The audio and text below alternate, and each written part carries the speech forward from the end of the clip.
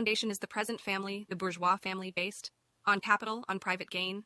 In its completely developed form, this family exists only among the bourgeoisie. But this state of things finds its complement in the practical absence of the family among the proletarians, and in public prostitution. The bourgeois family will vanish as a matter of course when its complement vanishes, and both will vanish with the vanishing of capital. Do you charge us with wanting to stop the exploitation of children by their parents? To this crime we plead guilty. But you say we destroy the most hallowed of relations when we replace home education by social. And your education, is not that also social and determined by the social conditions under which you educate? By the intervention direct or indirect of society, by means of schools and sea? The communists have not invented the intervention of society in education. They do but seek to alter the character of that intervention and to rescue education from the influence of the ruling class. The bourgeois claptrap about the family and education, about the hallowed correlation of parents and child, becomes all the more disgusting, the more, by the action of modern industry, all the family ties among the proletarians are torn asunder, and their children transformed into simple articles of commerce and instruments of labor. But you communists would introduce community of women, screams the bourgeoisie in chorus. The bourgeois sees his wife as a mere instrument of production. He hears that the instruments of production are to be exploited in common and naturally can come to no other conclusion than that the lot of being common to all will likewise fall to the women. He has not even a suspicion that the real point aimed at is to do away with the status of women as mere instruments of production. For the rest, nothing is more ridiculous than the virtuous indignation of our bourgeois at the community of women which, they pretend, is to be openly and officially established by the communists. The communists have no need to introduce community of women. It has existed almost from time immemorial. Our bourgeois, not content with having wives and daughters of their proletarians at their disposal, not to speak of common prostitutes, take the greatest pleasure in seducing each other's wives. Bourgeois marriage is, in reality, a system of wives in common, and thus, at the most, what the communists might possibly be reproached with is that they desire to introduce, in substitution for a hypocritically concealed and openly legalized community of women. For the rest, it is self-evident that the abolition of the present system of production must bring with it the abolition of the community of women springing from that system, that is, of prostitution, both public and private. The communists are further reproached with desiring to abolish countries and nationality. The working men have no country. We cannot take from them what they have not got. Since the proletariat must first of all acquire political supremacy, must rise to be the leading class of the nation, must constitute itself the nation, it is so far itself national, though not in the bourgeois sense of the word. National differences and antagonism between peoples are daily more and more vanishing, owing to the development of the bourgeoisie, to freedom of commerce, to the world market, to uniformity in the mode of production, and in the conditions of life corresponding thereto. The supremacy of the proletariat will cause them to vanish still faster. United action, of the leading civilized countries at least, is one of the first conditions for the emancipation of the proletariat. In proportion as the exploitation of one individual by another will also be put an end to, the exploitation of one nation by another will also be put an end to. In proportion as the antagonism between classes within the nation vanishes, the hostility of one nation to another will come to an end. The charges against communism made from a religious, a philosophical, and generally from an ideological standpoint are not deserving of serious examination. Does it require deep intuition to comprehend that man's ideas, views, and conception, in one word, man's consciousness, changes with every change in the conditions of his material existence, in his social relations, and in his social life?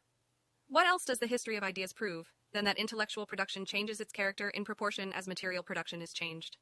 The ruling ideas of each age have ever been the ideas of its ruling class. When people speak of the ideas that revolutionize society, they do but express that fact that within the old society, the elements of a new one have been created, and that the dissolution of the old ideas keeps even pace with the dissolution of the old conditions of existence. When the ancient world was in its last throes, the ancient religions were overcome by Christianity. When Christian ideas succumbed in the 18th century to rationalist ideas, feudal society fought its death battle with the then revolutionary bourgeoisie. The ideas of religious liberty and freedom of conscience merely gave expression to the sway of free competition within the domain of knowledge. Undoubtedly, it will be said, religious, moral, philosophical, and juridical ideas have been modified in the course of historical development. But religion, morality, philosophy, political science, and law constantly survived this change. There are, besides, eternal truths, such as freedom, justice, etc., that are common to all states of society. But communism abolishes eternal truths. It abolishes all religion and all morality instead of constituting them on a new basis. It therefore acts in contradiction to all past historical experience. What does this accusation reduce itself to? The history of all past society has consisted in the development of class antagonisms that assumed different forms at different epochs. But whatever form they may have taken, one fact is common to all past ages, viz., the exploitation of one part of society by the other.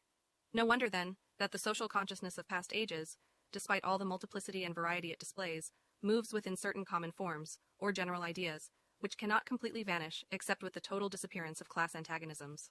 The communist revolution is the most radical rupture with traditional property relations. No wonder that its development involved the most radical rupture with traditional ideas. But let us have done with the bourgeois objections to communism.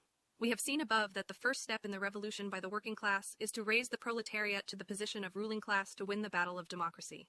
The proletariat will use its political supremacy to wrest, by degree, all capital from the bourgeoisie, to centralize all instruments of production in the hands of the state, that is, of the proletariat organized as the ruling class, and to increase the total productive forces as rapidly as possible.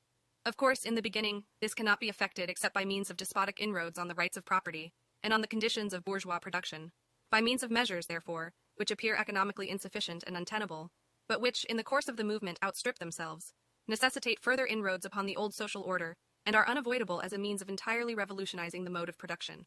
These measures will, of course, be different in different countries. Nevertheless, in most advanced countries, the following will be pretty generally applicable. 1. Abolition of property and land and application of all rents of land to public purposes. 2. A heavy progressive or graduated income tax. 3. Abolition of all rights of inheritance. 4. Confiscation of the property of all emigrants and rebels. 5. Centralization of credit in the hands of the state, by means of a national bank with state capital and an exclusive monopoly. 6. Centralization of the means of communication and transport in the hands of the state. 7.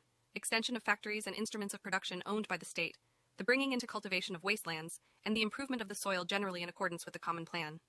8. Equal liability of all to work, establishment of industrial armies, especially for agriculture. 9. Combination of agriculture with manufacturing industries, gradual abolition of all the distinction between town and country by a more equitable distribution of the populace over the country. 10.